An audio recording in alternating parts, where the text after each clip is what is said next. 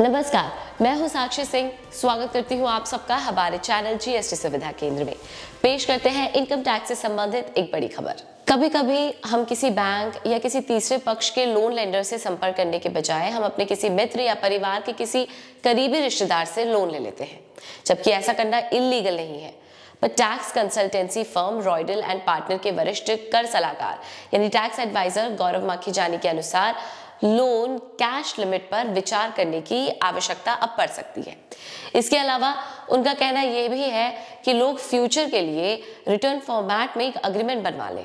अगर income tax department future में इसको देखने की मांग करे तो उनको ये आप दिखा सकते हैं, ताकि बाद में जो भी शामिल पक्ष हैं उनके और आपके बीच में कोई विवाद ना हो। मित्रों और परिवार से लोन लेते समय कुछ बातों का अब ध्यान रखना चाहिए, जैसे कि नकद लेन देन की लिमिट अब 20,000 रुपए तक है।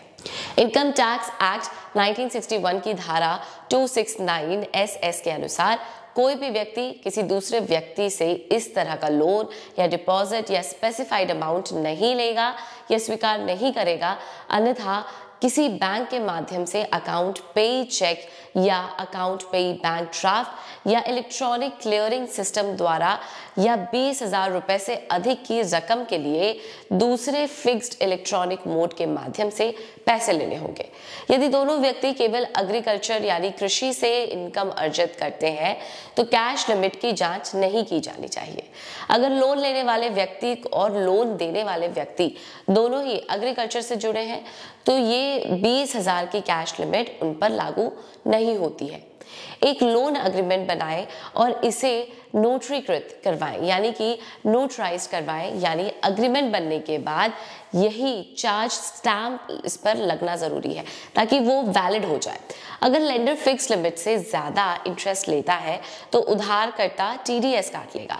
अगर लेंडर इंटरेस्ट ज्यादा ले रहा है तो उस इनकम को लेंडर के लिए अदर सोर्सेज ऑफ इनकम के तहत चार्ज किया जाएगा, और अगर इंटरेस्ट कंसिडरेशन 5,000 रुपए से अधिक है तो बोरोवर 10% की दर से TDS भी काटेगा।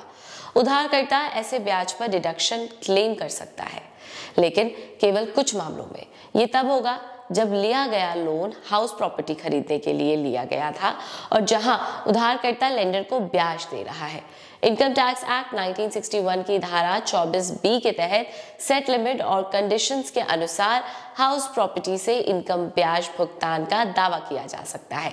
अगर किसी ने अपने बिजनेस या ऑक्यूपेशन यानी डॉक्टर या किसी और अन्य ऑक्यूपेशन के लिए लोन लिया है तो ब्याज को बिजनेस या प्रोफेशन के प्रॉफिट के तहत एक्सपेंस के रूप में दावा किया जा सकता है। और भी ऐसी बहुत सी चीजें हैं जहां पर ये एक्ट लागू नहीं होता है। डिटेल में इसकी जानकारी लेने के लिए आप हमसे संपर्क करें। आज के न्यूज में इतना ही। और लेटेस्ट अपडेट्स के लिए सब्सक्राइब कीजिए हमारा चैनल और लाइक और शेयर कीजिए इस वीडियो को, और मेंशन कीजिए अपने डाउट्स या कॉल कीजिए जीएसटी सुविधा केंद्र के टोल फ्री नंबर पर। नमस्कार।